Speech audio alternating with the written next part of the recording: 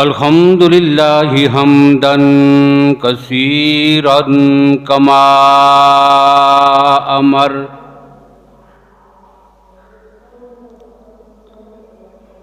व नशहदु अल्ला इलाहा इल्लल्लाहु वहदहु ला शरीका लह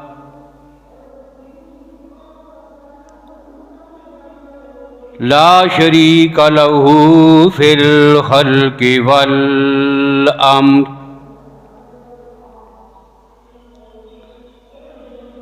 इरगामन लिमन जहद बिही व कफर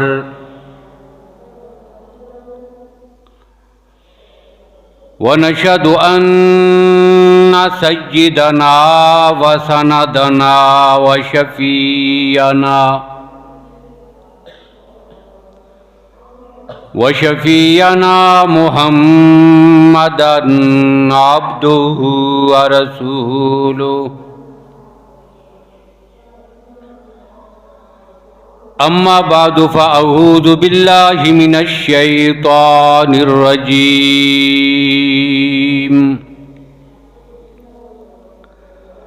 बिस्मिल्लाहिर रहमानिर रहीम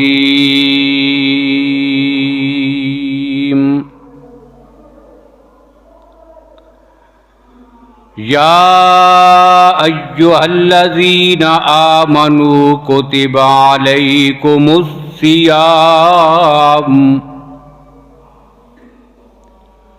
कमा कुतिबा अलल्लज़ीना मिन क़ब्लिकुम लअल्लकुम तत्तकून।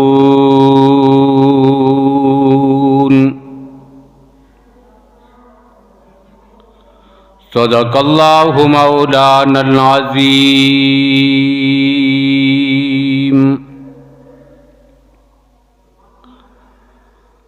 अल्लाहुम्मा सल्लि अला मुहम्मदिन व अला आलि मुहम्मद बिअददि मन क़अद व क़ाम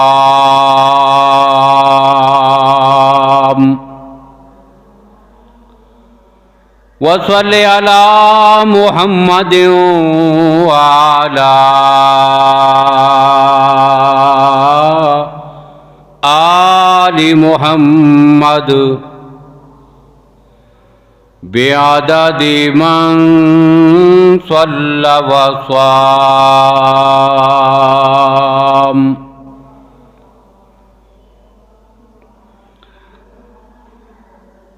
काबिल सद एहतराम बुजुर्गों, भाइयों, अजीज़ दोस्तों,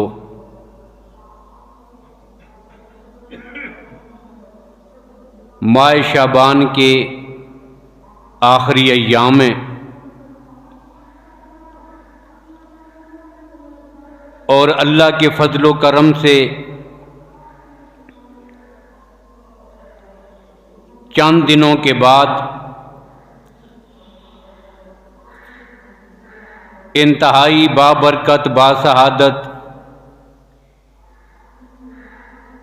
माह रमज़ान आने को है।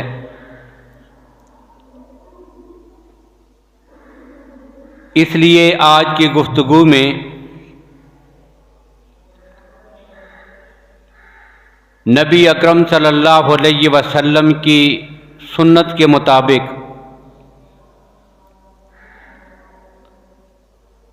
रमज़ान की आमद से पहले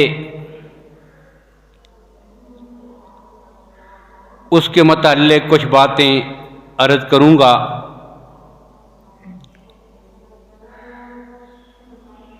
उमूमन हमारे अकाबिर उलमाए किराम इस मौका पर इस्तक़बाल रमज़ान की मुनासबत से गुफ्तगू फरमाते हैं, तो उन्हीं की नक़ाली करते हुए इस्तकबाल रमज़ान से मुतल्लिक़ की कुछ बातें अर्ज़ करनी हैं। सबसे पहली बात यह है कि लफ्ज़ इस्तकबाल ने हमें कुछ चीज़ें बताई हैं। इस्तकबाल किसी के आने पर उसे खुशामदीद कहना, उसे वेलकम कहना, इसको इस्तकबाल कहते हैं। फिर जिस तरह की शख्सियत आ रही हो तो उसके ऐन मुताबिक इस्तकबाल में कुछ लवाज़िमात भी होते हैं। उसकी हैसियत को मलूज़ नज़र रखते हुए उसका इस्तकबाल किया जाता है। अब जिस तरह इंसानों का या शख्सियात का इस्तकबाल होता है, बिल्कुल इसी तरह कुछ अय्याम का, महीनों का भी इस्तकबाल होता है। लेकिन इंसानों के इस्तकबाल और महीने या अय्याम के इस्तकबाल में कुछ फ़र्क होता है। अब वो फ़र्क क्या होता है कि जब किसी महीने या अय्याम का इस्तकबाल हम कर रहे हों तो फिर उससे मुतअल्लिक़ जो उमूर होते हैं उनको मलूज़ नज़र रखना ज़रूरी होता है। अब लफ्ज़ इस्तकबाल ने पहली बात ये बताई कि इस्तकबाल इंसान उसका करता है कि जिसके आने पर खुशी होती है। अब किसी के बारे में सुना कि वो आ रहा है और उससे इंसान की बनती नहीं, दुश्मनी है, मुखालफत है, या दुश्मनी मुखालफत नहीं भी तो अच्छा नहीं लगता, और कोई कहे कि वो आ रहा है तो उसके आने पर फिर इंसान खुशी महसूस नहीं करता, उसका इस्तकबाल नहीं करता, बल्कि उसे ये चीज़ नागवार गुजरती है।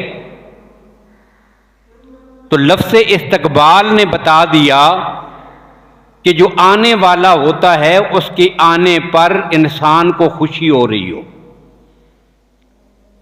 इसलिए इस्तकबाल रमज़ान में पहली बात फिर ये होगी कि हम अपने दिल की कैफियत का जायज़ा लें, अपने दिल को टटोल कर देखें, अपने बारे में खुद फैसला करें, अपनी हैसियत का तहय्युन हम खुद करें। क्या कि जब रमज़ान आ रहा है तो हमारे दिल की कैफियत क्या है? खुशी हो रही है, दिल खुश हो रहा है और इंतज़ार है उन घड़ियों का कि कब रमज़ान का बाबरकत महीना शुरू होगा। या दिल में कोई कुड़न सी हो रही है, कैसे रोजे रखेंगे, क्या परेशानी होगी। अब जो आदमी ये सोच रहा हो ना कि पता नहीं क्या परेशानी आ गई है, अब ये आदमी इस्तकबाल नहीं कर रहा रमज़ान का, इसको अपनी खैर मनानी चाहिए, अपनी सोच और फिक्र को दुरुस्त करना चाहिए कि ये मुसीबत नहीं, ये परेशानी नहीं, ये अल्लाह ने इंसानियत पे इतना बड़ा करम किया है कि हम सोच नहीं सकते। ये सिर्फ सुबह से लेकर शाम तक खाने पीने से रुक जाना, बस इतनी बात नहीं। अल्लाह ताला को क्या ज़रूरत है इंसानों को भूखा और प्यासा रखने की? बस इतनी सी बात है कि पानी नहीं पिएंगे और खाना नहीं खाएंगे और बस नहीं। इसके अंदर बहुत सारे सबक भी हैं, इसके अंदर बहुत सारी हिकमतें भी हैं, इंसानियत के लिए ज़ाहिरी और बातनी फ़ायदे भी हैं, जिस्मानी फ़वाइद भी हैं और रूहानी फ़वाइद भी हैं। ये कोई आम सी इबादत नहीं जिसे हम रोज़ा कहते हैं।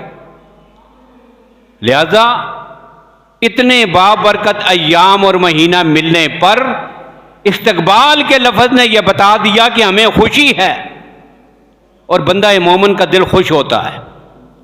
और अहले ईमान की दिल की कैफियत क्या होती है, इसके लिए आपके सामने इमाम इब्न फजल रहमतुल्लाह ताला अलैह मशहूर ताबई गुजरे हैं, अकाबिर ताबईन में से थे।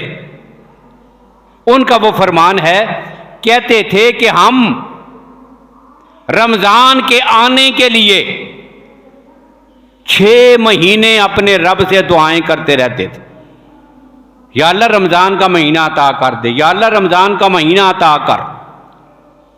6 महीने रमज़ान आने से पहले हम इसके आने के लिए दुआएं मांगते थे, रमज़ान नसीब हो जाए।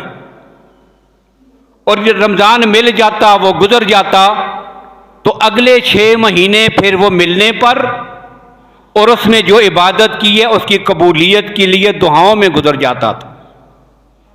गोया कि पूरा साल जो है वो रमज़ान के इर्द गिर्द ही उनका घूमता रहता था। इतनी ज़्यादा अहमियत वो दिया करते थे रमज़ान को। और क्यों ना हो, मुफस्सिरीन ने लिखा कि रमज़ान के महीने की पूरे साल में वही हैसियत और मकाम है कि जो इंसान के वजूद में उसके दिल का मकाम है। अब देखें, हाथ में कोई कमजोरी हो, नुक्स है, पांव में कोई फर्क हो, नुक्स है, कान में कोई कमी आ गई, कटा हुआ है, कोई एक उंगली कटी हुई है, कोई जिस्म का कोई उज़्व कटा हुआ है, ये नुक्स हैं। लेकिन इन नकाइस के बावजूद इंसान चलता फिरता भी है और जिंदा रह सकता है। लेकिन जब दिल अपना काम करना छोड़ दे, फिर इंसान जो है वो बाकी जिंदा नहीं रह सकता। अब इंसान के वजूद में जो हैसियत दिल की है, साल के 12 महीनों में वही हैसियत माह रमजान की है। और दिल की क्या हैसियत होती है इंसान के वजूद में, अब इसके मुताल्लिक नबी अकरम सल्लल्लाहु अलैहि वसल्लम का एक सुनहरी फरमान कि अल्लाह के नबी सल्लल्लाहु अलैहि वसल्लम ने फरमाया था, इन्न फिल जसद मुज़गतन इज़ा सलुखत सलुखल जसद कुल्लुहु। लोगों, तुम्हारे जिस्म के अंदर गोश्त का एक टुकड़ा है, इज़ा सलुखत सलुखल जसद कुल्लुहु। जब वो ठीक होगा तो आपका पूरा जिस्म ठीक होगा, पूरा जिस्म फिर ठीक है, फिर हाथ भी ठीक काम कर रहे हैं, फिर आप जो बोलते हैं वो भी ठीक बोल रहे हैं, फिर आप जो सुनते हैं वो भी ठीक सुनते हैं, फिर आप जिधर चलते हैं वो भी ठीक चलते हैं। अब सारे वजूद के इस्लाह का मदार तुम्हारे दिल पर है, उस गोश्त के एक टुकड़े पर है। वह इन फसदत फसदल जसद कुल्लुहु। जब वो खराब होता है तो फिर हाथ भी उल्टे काम करती हैं, फिर हाथों से भी चोरियां होती हैं, फिर हाथों से भी जुल्म होते हैं, फिर जुबान से भी गीबत होती है, फिर आंखों से भी खयानत होती है, फिर इंसान चल के भी जुल्म की तरफ जाता है। ये सारे अज़ा अब टेढ़े क्यों हो गए? अल्लाह के नबी फरमाते हैं, जो जिस्म के अंदर एक ड्राइवर बैठा हुआ है वो गोश्त का एक टुकड़ा है। जब ये ठीक चलता है तो पूरा जिस्म ठीक चलता है, जब ये बिगड़ता है तो पूरा जिस्म बिगड़ जाता है। या रसूलल्लाह, ये कौन सा उज़्व है? अल्लाह के नबी ने फरमाया, अला वहियल कल्ब, ये तुम्हारा दिल है। तो दिल जब ठीक होता है तो इंसान का पूरा जिस्म ठीक हो जाता है। अब मुफस्सिरीन ने जो लिखा कि साल के 12 महीनों में रमजान की वही हैसियत है कि जो इंसान के वजूद में उसके दिल की हैसियत है, इससे यह भी पता चला कि जिसका रमजान ठीक गुजर जाएगा उसका पूरा साल ठीक गुजर जाएगा। रमजान ठीक ना गुजारा, अब बाकी साल फिर वो भी इसी तरह डगमगाते हुए खराब हालत में बसर होगा। इसलिए इसका बड़ा ख्याल करना है कि ये मौका हाथ से जाए ना, हम इसकी कदर करें। तो इस्तकबाल करना है। पहली बात इस्तकबाल में क्या है कि इसके आने पर इस्तकबाल उसी का होता है कि जिसके आने पर खुशी होती है। तो रमजान के आने पर पहला काम क्या करना है? दिल बंदा मोमिन का खुश हो रहा कि या अल्लाह तेरा करम है, ये महीना अता कर दिया। और दूसरा, रमजान आने से पहले ही हम अपने अमाल की तरतीब को दुरुस्त करना शुरू कर दें। रमजान से पहले ही, अब जो चंद दिन रह गए हैं इनमें तलावत का मामूल अभी से, बल्कि रमजान के लिए हमें चाहिए कि 24 घंटों का एक टाइम टेबल बना लें अपने पास, अपनी तरतीब में दिलो दिमाग में एक नक्शा बना हुआ हो, कौन से वक्त में कौन सा काम करना है, आराम कौन कौन से वक्त में करना है, कुरान पाक की तलावत के लिए कितना वक्त देना है, नमाजों का एहतमाम करने और जमात में शामिल होने के लिए क्या करना है, काम काज के लिए जाने की जो तरतीब है वो क्या होगी। तो पूरे महीने का अगर हम एक टाइम टेबल बना लें तो इसका असर ये होगा कि अल्लाह की तौफीक से फिर साल भर की जिंदगी एक नक्शे और टाइम टेबल के मुताबिक आ जाएगी। फिर जिंदगी में सुकून और एतदाल आ जाएगा। फिर खाने का वक्त भी मिलता है, फिर आराम का वक्त भी, फिर इबादत भी साथ ही चलती रहती है। और यूं बंदा मोमिन की जिंदगी एक तरतीब देखें, अल्लाह ने पूरी कायनात को बेतरतीब नहीं बनाया। कभी सूरज जो है वो सुबह 7 बजे तलू हो रहा है, दूसरे दिन 7:30 बजे निकला है, एक दिन अचानक जो है वो सूरज दिन को 10 बजे तलू हो गया। ऐसा कभी नहीं होता। लशम्सु यंबगी लहा अन तुद्रिकल कमर वलल लैलु साबिकुन नहार वकुल्लुन फी फलकिन यस्बहून। एक मिनट के करोड़वें दर्जे में भी न इनकी रफ्तार में, न तरतीब में, न औकात में, न इनके मदार में कोई फर्क आता है। रोज़े अज़ल से अल्लाह ने जैसे काम पे लगा दिया, आज भी पूरे मदार में उसी तरह अपने काम में लगे हुए हैं। इनमें क्या है? टाइम टेबल की पाबंदी। सुबह अपने वक़्त पे तलू होती है, सूरज अपने वक़्त पे गुरूब होता है, अजराम फल्की अपने अपने मदार में अपने वक़्त पे चलते हैं। बस एक इंसान ही है कि जिसने अपनी ज़िंदगी का कोई नक्शा और टाइम टेबल अपने सामने नहीं रखा हुआ। जब किसी काम को दिल चाहा तो कर लिया, न तबीयत हुई तो छोड़ दिया। अब रमज़ान एक तो हमें यह सिखाएगा कि हमने अपनी ज़िंदगी का टाइम टेबल कैसे बनाना है, और दूसरा रमज़ान से पहले ही हमने इसकी तरतीब कर लेनी है। यह इस्तकबाल रमज़ान है। 2 बातें हो गई। इस्तकबाल रमज़ान की तीसरी बात यह है कि हर एक का इस्तकबाल नहीं होता। जो रोज़ाना हम गलियों में फिरते आते जाते रहते हैं, कोई इस्तकबाल नहीं होता। ऐसा कभी नहीं हुआ कि मोहल्ले से एक आदमी उठकर नीचे जो है वो चौक तक, अड्डे तक पहुंचा, आगे लोग जो है वो हार लेके खड़े हों, क्या हो रहा है जी, इस्तकबाल हो रहा है। कभी नहीं होता। ये कभी कभी होता है। इस्तकबाल हर एक का और हर वक्त नहीं होता, किसी किसी का और कभी कभी होता है। इसलिए जब हमने कह दिया ना कि इस्तकबाल रमज़ान, इस लफ्ज़ ने ही बता दिया है कि ये जो महीना आने वाला है ये बाकी 11 महीनों की तरह नहीं है।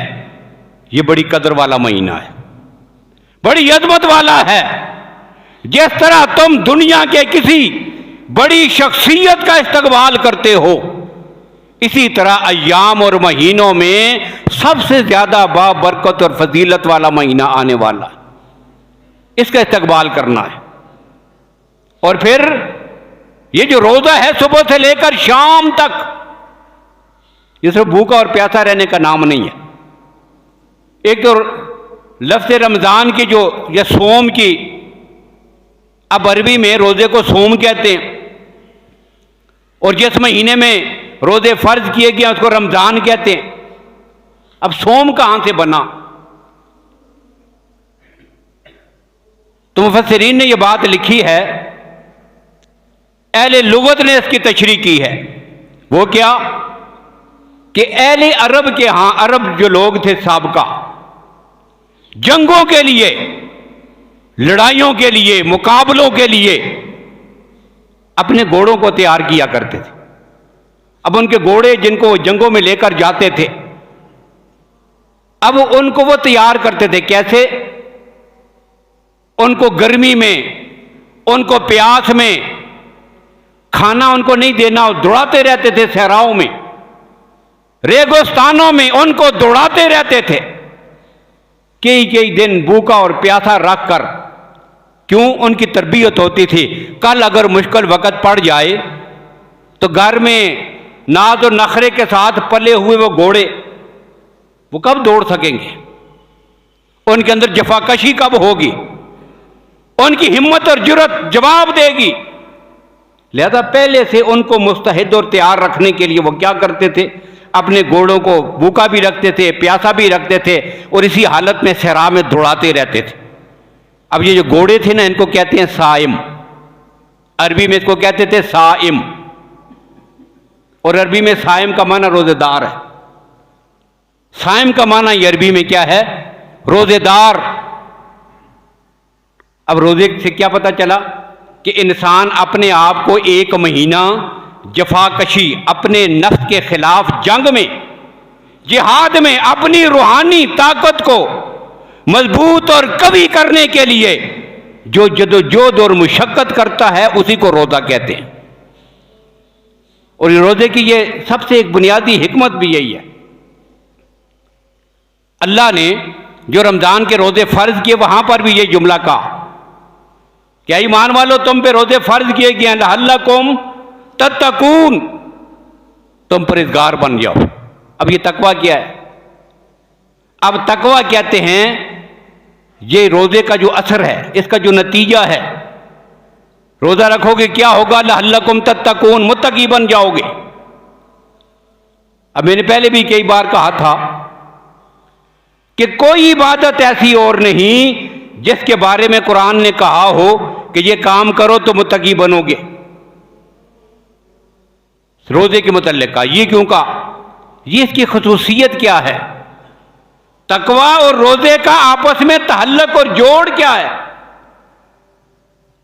तो याद रखिए, बाकी जितनी इबादत हैं, जितनी भी इबादतें हैं वो करने के काम है।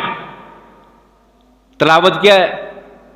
एक करने का काम है। आपने कुरान पाक खोल के पढ़ना है, इसे तिलावत कहते हैं। जिक्र क्या है? अल्लाह को याद करने का नाम है। नमाज क्या है? कुछ अफ़आल के अदा करने का नाम है। सदका क्या है? अपने माल को अल्लाह की राह में खर्च करने का नाम है।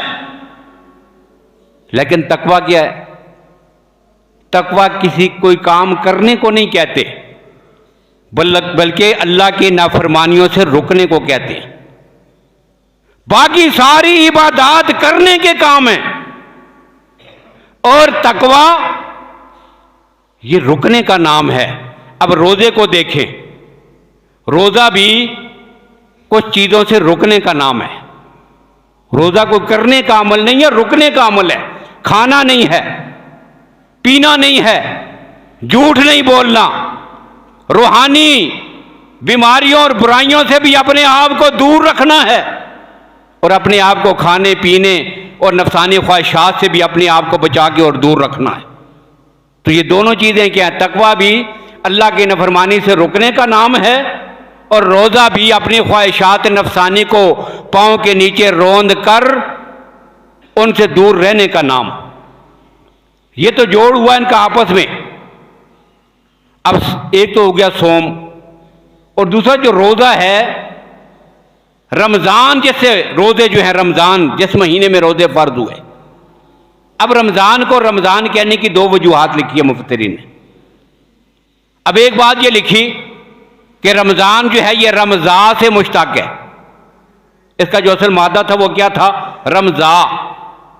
अब अगर इसका मादा रमज़ा हो तो फिर इसका माना होता है जलना, जल जाना। अब एक वजह तो मुफस्सिरीन ने यह भी लिखी कि जिस साल में रोजे फर्ज हुए थे सख्त गर्मी का मौसम था, बहुत ज्यादा गर्मी थी, और प्यास की वजह से दिन को रोजेदारों को यूं महसूस होता था उनका जिस्म प्यास और गर्मी की शिद्दत की वजह से जल रहा है, अरब की सख्त गर्मी।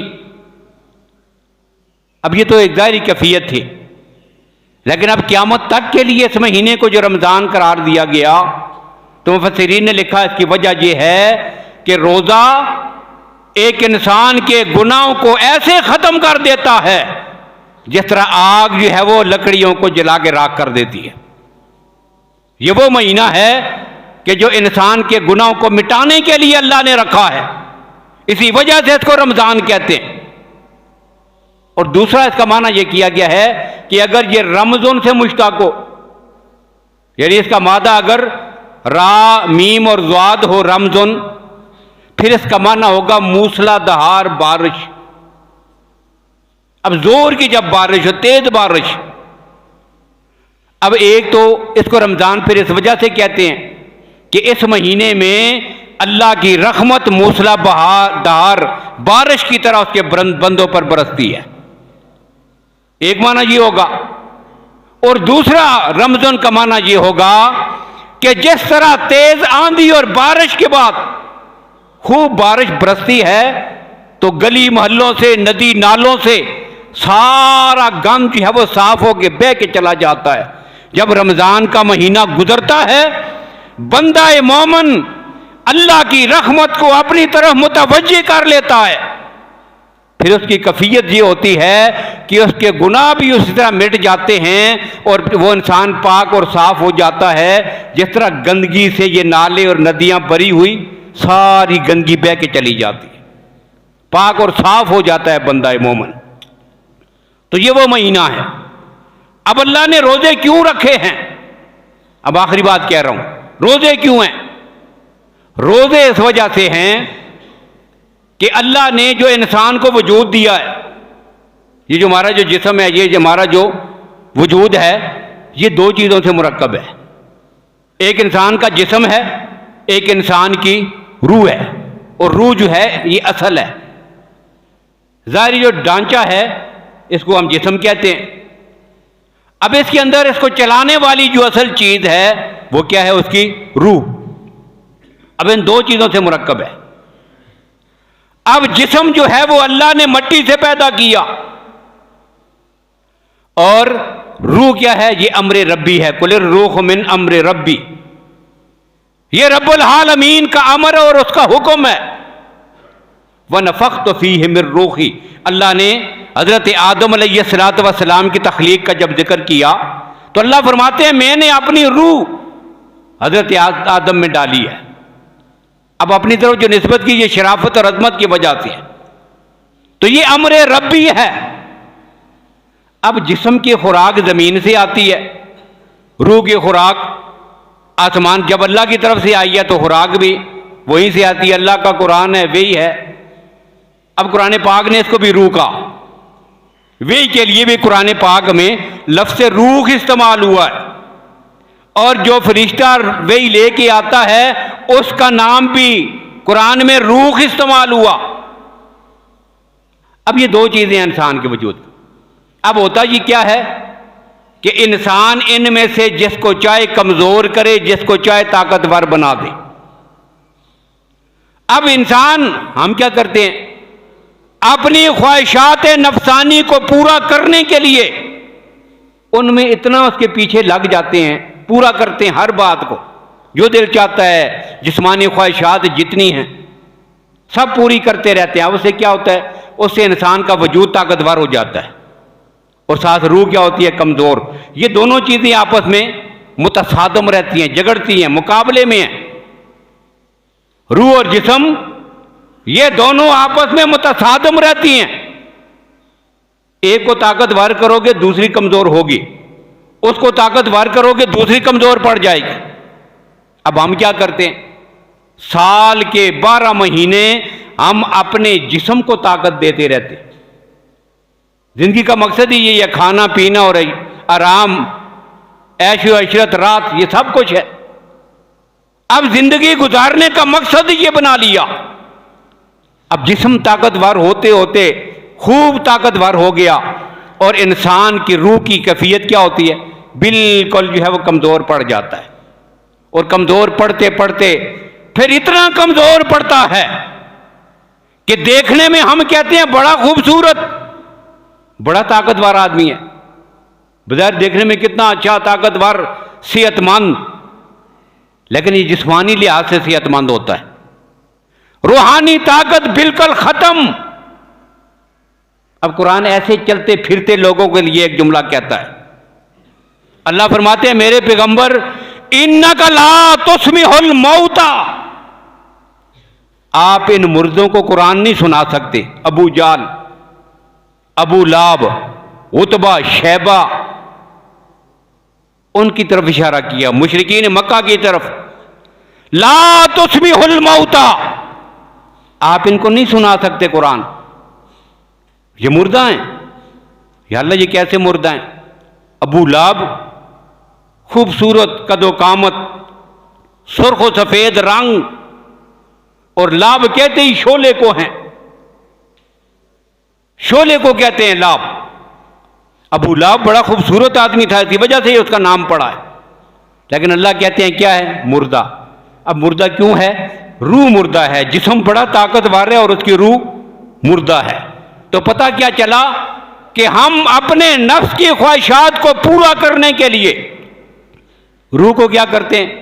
कमजोर कर देते हैं और जिस्म को ताकतवर करते रहते हैं। अब अल्लाह का करम हुआ, अल्लाह अपने बंदों पे खुसूसी फजल हुआ रब का, साल में 1 महीना रख दिया कि हमने तो अपने अमाल, अपने हालात की वजह से अपनी रूह को बिल्कुल खत्म करके अपने आप को मुर्दों में बना लिया था। अल्लाह कहते हैं अब रूहानी क़ुव्वत अता करने के लिए मैंने 1 महीने के रोजे रखे हैं, जिसको रमज़ान कहते हैं। अब रमज़ान क्या है? तो रमज़ान आप अगर गौर करें तो 2 किस्म की इबादत का मजमूआ है। एक इबादत दिन की है, खाना पीना कुछ नहीं।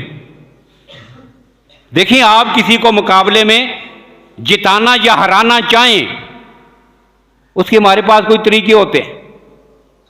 अब अल्लाह भी हमारे जिस्म और रूह के मुकाबले में चाहते हैं कि मेरे बंदे की रूह जीते और इसका जिस्म शिकस्त खा जाए, जिस्मानी कुव्वत कम हो, रूहानी कुव्वत बढ़े। अब पहले क्या करते हैं? पहले जिस्म को कमजोर किया, जो एक तरफ का मुकाबले में आया हुआ है जिस्म। अब जिस्म को कमजोर करना है। जिस्म कमजोर करने के लिए दिन का अमल है, सुबह से शाम तक खाना नहीं है, पीना नहीं है। अब इसकी वजह से क्या होगा? जिस्मानी कुव्वत में कमी आएगी। लेकिन फिर भी इतनी कमी नहीं आई कि अब जो है ये जिस्म रूह जो है वो जिस्म का मुकाबला कर सके। अब अल्लाह ने दूसरी तरफ, एक तरफ जिस्म को कमजोर किया जा रहा है मुसलसल दिन को रोजा रखकर, और दूसरी तरफ रूह को ग़िज़ा देकर उसे जो है वो ताकतवर किया जा रहा है।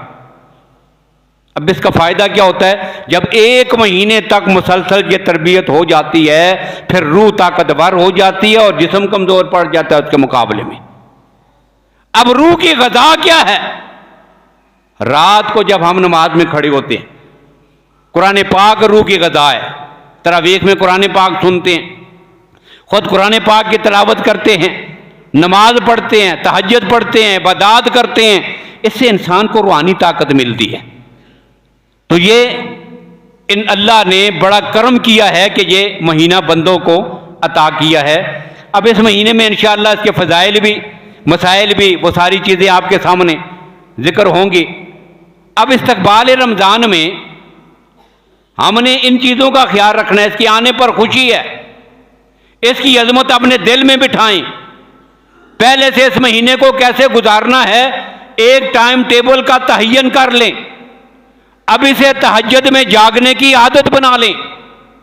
रमज़ान आएगा, कोई मुश्किल नहीं पड़ेगी। बल्कि अल्लाह के कुछ नेक बंदे तो ऐसे भी होते हैं कि साल के 12 महीनों में सवाए रोज़े की, रोज़ाना की पाबंदी के, उनकी अमार और इबादत में उन्हें कोई फ़र्क नहीं करना पड़ता। ऐसे बंदे भी हैं, साल भर उनकी तिलावत का मामूल है, साल भर भी है वो जिक्र अज़कार और इबादत में लगे रहते हैं। तो ऐसे अल्लाह के बंदे हों तो बहरहाल हम कम अज़ कम रमज़ान के महीने में तो अपनी आप की इस्लाह करें। और फिर इस्तकबाल में इसके साथ एक चीज़ ये भी है, लफ्ज़ इस्तकबाल सुनकर फ़ौरन एक ज़हन में बात आती है कि जिस इस्तकबाल का माना यह पहले से तैयारी करना, और तैयारी में सामान तैयार कर लेना, सौदा सलफ खरीद लेना। तो याद रखिए ये चीज़ भी इसमें शामिल है। शरीयत ने इसे रोका नहीं कि नहीं जी आप रमज़ान आने से पहले से खरीदारी ना करें। खरीदारी उसकी करें, और ख़रीदारी इस वजह से भी करें कि हमारी जो कैफियत है इंतहाई अफसोसनाक और परेशान कुन मुसलमानों की, उसका भी हम जायज़ा लें। वो क्या कैफियत है? अभी रमज़ान में 2-3 दिन रह गए हैं। आज जाके बाज़ार में जो चीज़ें खरीदनी है ज़रा खरीद लें। सब्ज़ी का पूछ लें, दालों का पूछ लें, किसी और सामान का। और जैसे ही चांद नज़र आएगा अगले दिन आप खरीदारी करने के लिए जाएं। फिर जाकर सब्जियों का पूछें, फिर जाके फलों का भी पूछें। रोज़ाना रेट बढ़ते ही चले जाते हैं। ये क्या हुआ? चांद नज़र आने से क्या पूरे मुल्क में कांत पड़ गया है इन चीज़ों का? कोई कमी आ गई है, कोई इजाफा हो गया कीमत में? कहां से? ये महंगाई किसने कर दी है? इसलिए इससे बचने के लिए पहले भी खरीदारी जो कर लेते हैं इसकी कोई ममानियात नहीं। लेकिन हर वो ताजर, हर वो कारोबार करने वाला और हर वो दुकानदार जो सिर्फ रमज़ान में अपनी कीमतों को बढ़ाकर दूसरे मुसलमानों को लूटता है, वो सिर्फ एक महीने के नहीं पूरे साल के भी रोजे रखे तो उसको ऐसे रोज़ों का कोई फ़ायदा नहीं होगा। कुछ खुदा का खौफ करना चाहिए ऐसे लोगों को। और दूसरी तरफ हम भी अपने तौर पर अपनी हालत को बेहतर कर लें।